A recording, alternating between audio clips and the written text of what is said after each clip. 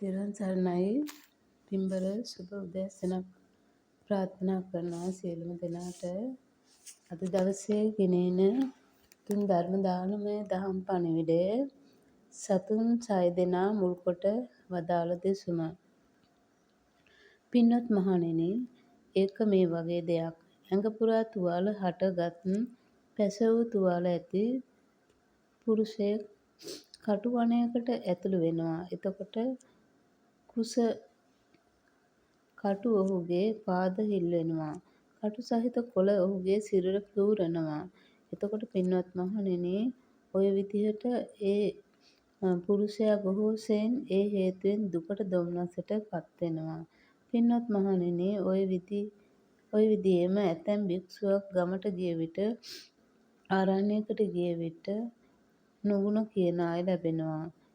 මේ ආයුෂ්මතුන් මේ විදිහට වැඩ කරන්නේ. මේ විදිහයි ගති පැවතුම් අපිරිසිදුයි. ගමට කටුවක් කියලා ඒ පුද්ගලයා කටුවක් බව දැන සංවර වීමත් අසංවර වීමත් තේරුම් ගත යුතුයි. පින්වත් මහණෙනි, අසංවර වන්නේ කොයි විදිහටද? පින්වත් මහණෙනි, මෙහිලා භික්ෂුවක් ඇසින් රූපයක් දැකලා ප්‍රිය ස්වභාව ඇති රූපයට ගිජු වෙනවා. අප්‍රිය ස්වභාවය ඇති රූපයට කිපෙනවා. කය පිළිබඳව සිහිය නොපිහිටුවාගෙන ඉන්නවා. පටු සිතින් ඉන්නවා. යම් තැනක ඒ උපන් පාපී අකුසල් ඉතිරි නැතුව නිරුද්ධ වෙනවා නම් ඒ චිත්ත විමුක්තියන් ප්‍රඥා විමුක්තියන් ගැන ඒ ආකාරයෙන්ම අවබෝධයක් නැහැ. කයින් ශබ්දයක් අසා, නාසයෙන් ගන්ධයක් ආග්‍රහණය කරලා, දිවෙන් රස විඳලා, කයින් පහස ලබලා, මනසෙන් අරමුණක් සිතලා. පින්වත් මහණෙනි, ඒක මේ වගේ දෙයක්. පුරුෂයෙක් වෙනස් තැන් ඇසුරු කරන වෙනස් ගොදුරු ගන්නා ප්‍රාණීන් 6 දෙනෙක් අරගෙන සවිමත් රැහැනකින් බඳිනවා. නායෙක් අරගෙන රැහැනකින් බඳිනවා. කිඹුලෙක් අරගෙන රැහැනකින් බඳිනවා. පක්ෂියෙක් අරගෙන රැහැනකින් බඳිනවා. බල්ලෙක් අරගෙන රැහැනකින් බඳිනවා. සිවලෙකුත් අරගෙන රැහැනකින් බඳිනවා. වඳුරෙකුත් අරගෙන රැහැනකින් බඳිනවා. ඒ රැහැන් පොටවල් එකතු කොට ගැටයක් ගහලා අත්හරිනවා. එතකොට පින්වත් මහණෙනි, වෙනස් තැන් ඇසුරු කරන වෙනස් ගොදුරු ගන්නා ප්‍රාණීන් 6 දෙනා තම තමන්ගේ ගොදුරු බිම් වලට වෙහෙස තැන්වලට වෙන වෙනම අදිනවා. නයා අදින්නේ තුඹසට යන්න ඕනෑ කියලයි. කිඹුලා අදින්නේ වතුරට යන්න ඕනෑ කියලයි.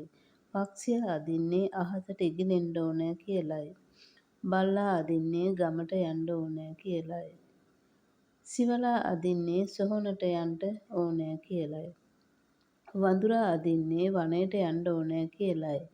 පින්වත් මහණෙනි, ඔය සත්තු 6 දෙනා යම් වෙලාවක වෙහෙසට පත් වෙනවාද? ක්ලාන්තයට පත් වෙනවාද? එතකොට ඔවුන් අතරින් ඉතා බලවත් වන්නේ යම් ප්‍රාණියෙක්ද? ඔහු අනුව තමයි අනෙක් සතුන් ඉන්නේ. ඒ සතාගේ පස්සෙන් යන්නට වෙනවා. ඒ සතාගේ වසඟයට යනවා. පින්වත් මහණෙනි, ඔන්න ඔය විදිහටමයි යම්කිසි භික්ෂුවක් විසින් කායානුපස්සනා භාවනාව වඩලා නැත්නම් බහුල වශයෙන් ප්‍රගුණ කරලා නැත්නම් ප්‍රියමනාප රූපවලට ඇස විසින් ඔහු අදිනවා. අමනාප රූපවලට පිළිකුල ඇති වෙනවා. ප්‍රියමනාප ශබ්දවලට කන විසින් ඔහු අදිනවා. අමනාප ශබ්දවලට පිළිකුල ඇති වෙනවා. ප්‍රියමනාප සුවඳට නාසය විසින් ඔහු අදිනවා. අමනාප ගඳවලට පිළිකුල ඇති වෙනවා. ප්‍රියමනාප රසට දිව විසින් ඔහු අදිනවා. අමනාප රසයට පිළිකුල ඇති වෙනවා. ප්‍රියමනාප පහසට කය විසින් ඔහු අදිනවා. අමනාප පහසට පිළිකුල ඇති වෙනවා. ප්‍රියමනාප අරමුණු වලට මනස විසින් ඔහු අදිනවා. අමනාප අරමුණු වලට පිළිකුල ඇති වෙනවා. පින්වත් මහණෙනි, ඔන්න ඔය ආකාරයටයි අසංවර වෙන්නේ. පින්වත් මහණෙනි, සංවර වන්නේ කොයි විදිහටද? පින්වත් මහණෙනි, මෙහිලා භික්ෂුව ඇසින් රූපයක් දැකලා ප්‍රිය ස්වභාවය ඇති රූපයට ගිජු වෙන්නේ නැහැ. අප්‍රිය ස්වභාවය ඇති රූපයට කිපෙන්නේ නැහැ. කය පිළිබඳව සිහිය පිහිටුවාගෙන ඉන්නවා. ප්‍රමාණ රහිත සිතින් ඉන්නවා. යම් තැනක ඒ උපන් පාපී අකුසල් ඉතිරි නැතුව නිරුද්ධ වෙනවා නම් ඒ නිසා ඒ චිත්ත විමුක්තියන් ප්‍රඥා විමුක්තියන් ගැන ඒ ආකාරයෙන්ම අවබෝධ කරනවා. කයින් ශබ්දයක් අසා, නාසයෙන් ගන්ධයක් ආග්‍රහණය කරලා, දිවෙන් රස විඳලා, කයෙන් පහස ලබලා, මනසින් අරමුණක් සිතලා. පින්වත් මහණෙනි, මේ වගේ දේකුත් තියෙනවා. පුරුෂයෙක් වෙනස් වෙනස් තැන් ඇසුරු කරන වෙනස් වෙනස් ගොදුරු ගන්නා ප්‍රාණීන් 6 දෙනෙක් අරගෙන සවිමත් රැහැනකින් බඳිනවා. නයෙක් අරගෙන රැහැනකින් බඳිනවා. කිඹුරෙක් අරගෙන රැහැනකින් බඳිනවා. පක්ෂියෙක් අරගෙන රැහැනකින් බඳිනවා. බල්ලෙකුත් අරගෙන රැහැනකින් බඳිනවා. සිවලෙකුත් අරගෙන රැහැනකින් බඳිනවා. වඳුරෙකුත් අරගෙන රැහැනකින් බඳිනවා. සවිමත් රැහැනින් බැඳලා සවිමත් නූලක හරි කණුවක හරි හොඳට ගැට ගහනවා. එතකොට පින්වත් මහණෙනි, නොයෙක් වාසස්ථාන ඇති වෙනස් වෙනස් ගොදුරු කැමති ඒ ප්‍රාණීන් 6 දෙනා තම තමන්ගේ ගොදුරු බිමට වාසස්ථානයට අදින්න පටන් ගන්නවා. පින්වත් මහණෙනි, ඔය සත්තු 6 දෙනා යම් වෙලාවක වෙහෙසට පත් වෙනවාද, ක්ලාන්තයට පත් වෙනවාද, එතකොට ඔවුන් අර නූල ගාව හරි කණුව ගාව හරි නවතිනවා, ලගිනවා, හාන්සි වෙනවා, වසඟයට යනවා. පින්වත් මහණෙනි, ඔන්න ඔය විදිහටයි යම් භික්ෂුවක් විසින් කායානුපස්සනා භාවනාව වඩලා තියෙනවා නම්, බහුල වශයෙන් ප්‍රගුණ කරලා තියෙනවා නම්, ප්‍රියමනාප රූපවලට ඇස විසින් ඔහුව අදින්නේ නැහැ. අමනාප රූපවලට පිළිකුල ඇති වෙන්නේ නැහැ. කන විසින් ඔහුව අදින්නේ නැහැ. නාසය විසින් ඔහුව අදින්නේ නැහැ. දිව විසින් ඔහුව අදින්නේ නැහැ.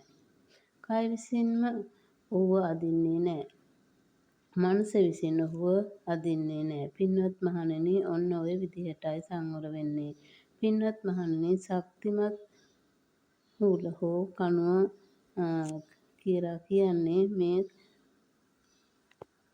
කායගතසති භාවනාවට